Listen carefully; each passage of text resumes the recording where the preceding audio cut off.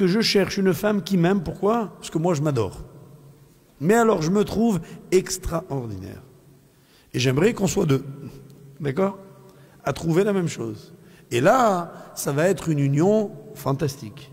Alors, ce qui est généralement le phénomène, mais alors qui catapulte l'amour dans la définition que l'on trouve partout, c'est quand ça se passe des deux côtés.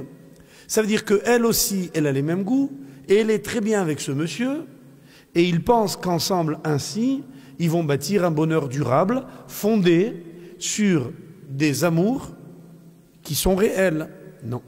Là, il s'agit de deux égoïsmes superposés, fondés sur les mêmes bases. D'abord, il faut savoir que c'est très rare, qu'on ait exactement les mêmes goûts en tout. Je dis même que ça comporte un risque énorme, qui s'appelle très vite l'ennui. Et l'ennui, c'est le cancer de l'amour. Tout est gâché par lui. Il n'y a rien de mal qui se passe, mais il n'y a rien de bien qui se passe.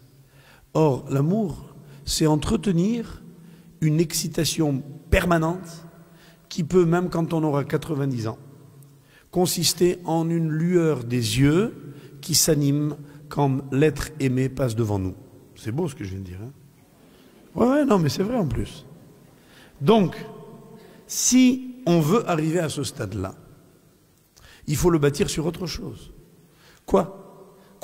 Si c'est pas pour choisir quelqu'un qui pense comme moi, qui aime ce que j'aime, qu'est-ce que je vais choisir? D'accord? J'aime les frites et elle aime les haricots verts.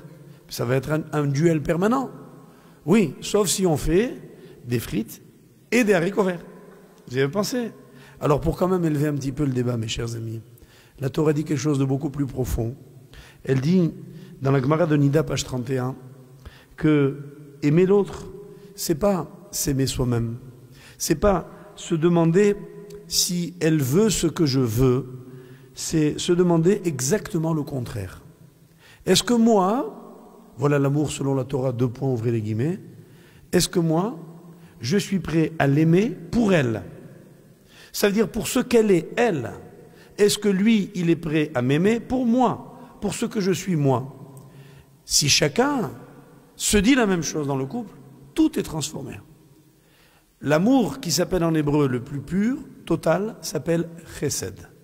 Qu'est-ce que c'est que chesed? C'est un amour sans espoir de retour.